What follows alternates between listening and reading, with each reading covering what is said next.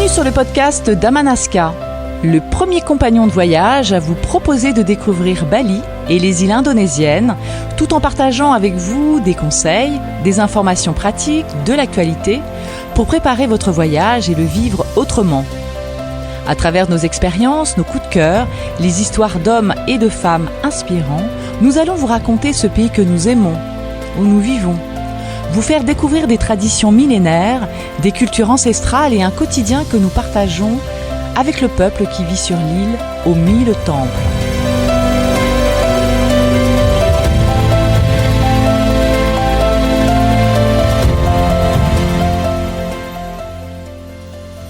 Om Swastiastu, bienvenue sur le podcast d'Amanaska Bali. Vous le savez, nous vivons là où vous partez en voyage. Nous sommes à Bali, nous vivons à Bali, nous sommes une agence de voyage et nous avons envie de vous proposer des petits tips comme ça, des informations pour vous aider tout simplement à découvrir Bali de façon plus autonome, plus authentique. Et nous allons voir aujourd'hui comment préparer votre voyage à Bali, donc avant que vous arriviez, avant même d'avoir le programme, qu'est-ce que vous pouvez faire pour que votre voyage soit réussi. La première chose, c'est de prendre en compte la façon que vous avez de voyager. Comment vous avez l'habitude de voyager ? Vous avez peut-être l'habitude de voyager en famille, en couple, en amoureux donc, ou simplement avec des amis, entre amis. Quelle est votre façon de voyager ? Comment vous pouvez définir votre façon de voyager ? Ça va permettre de vous déterminer, par exemple, les déplacements, le type d'hôtel que vous allez avoir envie de découvrir. Qu'est-ce que vous aimez ? Quelle est votre façon de voyager ? Ensuite, une fois que vous savez ça, mais ça vous le savez déjà quelque part, ensuite, derrière, il va falloir regarder les informations que vous pouvez trouver sur Bali. Et c'est là un petit peu le plus compliqué, parce que vous en avez beaucoup d'informations, avec beaucoup d'influenceurs qui sont restés dans 2 mois à Bali, dans le sud, à pas bouger, et qui ensuite ont une image complète de l'île de Bali. Et puis il y a des voyageurs qui sont arrivés, qui ont vécu 15 jours à Bali, qui ont aimé, d'autres qui n'ont pas aimé. Enfin bref, c'est difficile de se faire une idée. Et là, il va falloir regarder, fouiller un petit peu, chercher pour regarder ce qui vous intéresse, ce qui vous touche, et votre façon, encore une fois, de voyager pour la faire, pour l'harmoniser avec ce début d'esprit du programme. Alors je précise bien sûr que quand vous partez avec nous, nous avons cette conversation entre nous et donc on va vous poser plein de questions pour savoir réellement ce qui compte pour vous, vos attentes, vos objectifs, ce que vous avez déjà fait comme pays, c'est important aussi parce qu'on ne visite pas Bali, on ne voyage pas à Bali comme on voyage au Mexique ou au Sri Lanka, ce n'est pas la même chose, donc on va parler ensemble, mais là si vous le faites seul, il va falloir prendre en compte toutes ces informations, c'est pas juste un voyage, c'est un voyage important pour vous, parfois c'est même le voyage d'une vie, donc c'est important de le réussir. Ensuite derrière, vous allez pouvoir faire le programme avec toutes les informations que vous avez récoltées. En triant le vrai du faux, les a priori des choses qui ont été vérifiées. Donc le programme, vous allez pouvoir le faire soit en restant sur un seul hôtel ou 2 hôtels, ce qui est un petit peu dommage parce que vous allez manquer une partie de Bali. Je vous conseille bien sûr de ne pas rester dans le sud de Bali parce que là vous allez rester dans le côté touristique. Et puis vous allez pouvoir comme ça écrire votre programme d'un point A à un point B. Vous le voyez d'ailleurs.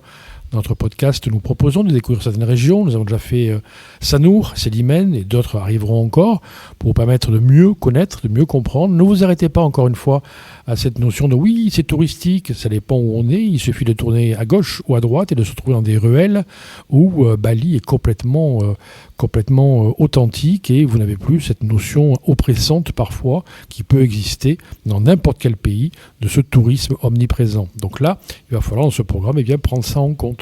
Regardez les régions qui vous intéressent, le centre de Bali, le nord de Bali, les régions comme Jatiluwih sont magnifiques, les régions de Munduk, de Permuteran, de Menjagan, de Lovina. Oui, Lovina est un peu touristique, mais il y a aussi de très très jolies régions à l'arrière du pays qui sont magnifiques.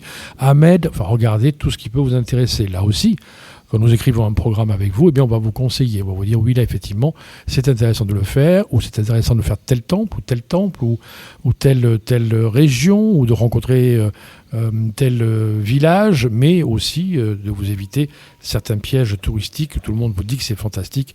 En vérité, c'est ce qu'on appelle, et vous connaissez bien l'expression, un piège à touristes. Ça, on évite, bien évidemment. Et puis, on peut regarder aussi, parce qu'on ne peut pas s'arrêter qu'à Bali, on peut aussi aller regarder Sumatra, avec la rencontre avec les orang-outans, ou bien la Sulawesi, qui est absolument magnifique, avec le pays Toraja, et puis le lac Tampé. Vraiment, c'est très, là encore une fois, très atypique, très authentique. Attention, ce n'est pas la même culture que Bali. Ça aussi, on vous en parlera si on peut vous avoir au téléphone, si on peut partager ça au téléphone. Ce n'est pas la même culture. C'est la même chose que si vous souhaitez partir à Lombok, ce n'est pas la même culture que la culture balinaise. Il en va de même avec Flores, Java, et puis même les îles comme les îles Gili sont aussi des îles à visiter. Quand on connaît les îles, bien sûr, on évite certaines îles et puis on préfère choisir des îles plus tranquilles. Là aussi, on peut vous aider si vous le souhaitez. Une fois que vous avez écrit votre programme, que vous savez donc ce que vous voulez, vos attentes du départ, que vous avez dressé un petit peu le tableau de ce que vous vouliez comme voyage, on a vu ensuite que le programme, il va dépendre de vos attentes, mais vous pouvez très bien commencer par un programme, par un hôtel sur 1 ou 2 nuits, et puis ensuite partir à l'aventure, et ensuite terminer par un hôtel sur le bord de mer, en bord de plage, et cet hôtel peut... 2-3 nuits, ça peut être très sympa. Une chose importante, même pas une astuce d'ailleurs, c'est un conseil que nous vous donnons, que vous partiez avec nous ou non. Il est très important de comprendre que quand vous prenez, par exemple, les îles Gili, que vous partez aux îles Gili, ne revenez pas le jour de votre départ. C'est très important. Revenez toujours un jour avant le jour de votre départ. Pourquoi ? Parce que s'il y a un décalage, parce qu'il y a un problème de marée, un problème d'eau, de mer forte, vous risquez d'être obligé de repartir le lendemain. Et le lendemain étant votre jour de départ, ça risque de bloquer. Donc pensez à une chose importante, c'est que quand vous partez sur les Gili, par exemple, ou sur Lombok, votre retour doit être non pas la veille de votre départ, mais un jour avant. Vous avez donc un jour à vivre sur Bali.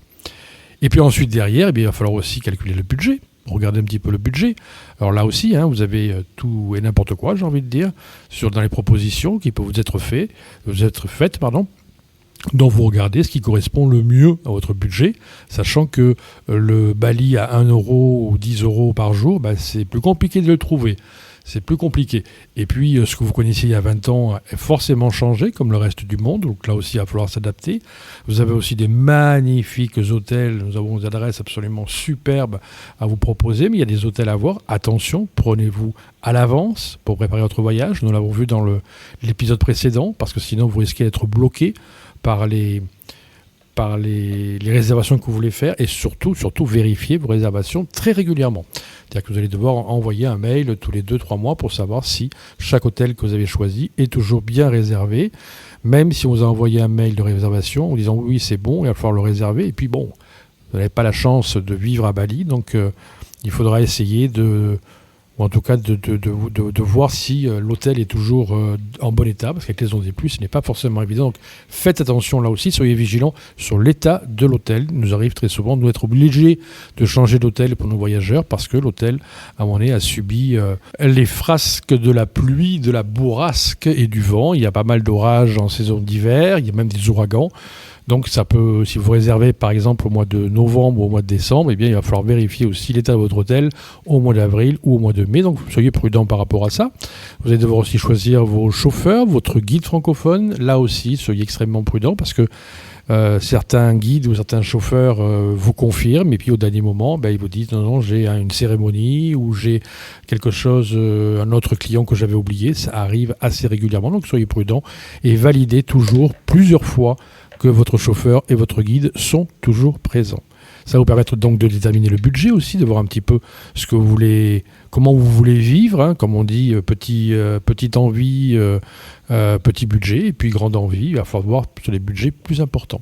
Voilà, beaucoup d'autres choses à voir encore ensemble, mais je vais quand même résumer. La première chose, c'est de voir dans quel esprit vous souhaitez ce voyage, comment vous l'imaginez.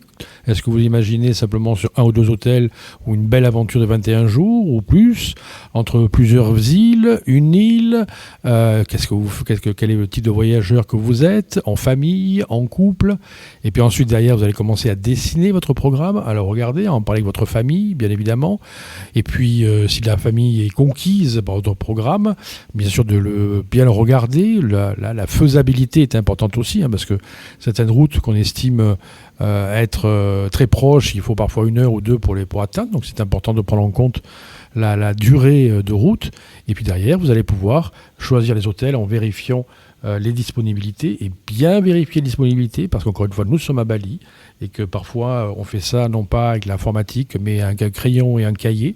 Donc ce n'est pas forcément évident, même si on vous l'a confirmé par mail. Vous allez devoir également confirmer avec votre chauffeur et votre guide, que ce soit bien votre chauffeur, celui que vous avez choisi, et pas le frère ou la sœur. Enfin, c'est rarement la sœur d'ailleurs, c'est souvent le frère, l'oncle, et puis le guide, qui doit être, si vous le souhaitez francophone, qui soit vraiment francophone, s'il est anglophone, qui parle vraiment anglais, et puis qui soit là le jour de votre arrivée, bien évidemment. Dans tous les cas, je vous rappelle que nous sommes là pour vous accompagner et pour vous faciliter la vie, tout simplement.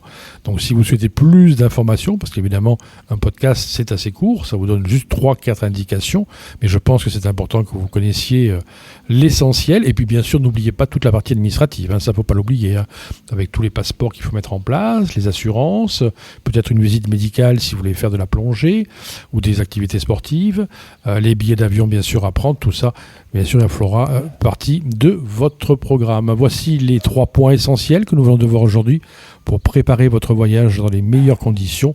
Pensez bien sûr à tout réserver à l'avance, c'est très important. Plus vous êtes en avance et plus vous aurez le choix dans vos hôtels, mais en même temps, il faudra de toute façon réserver et surtout vérifier l'état de vos réservations.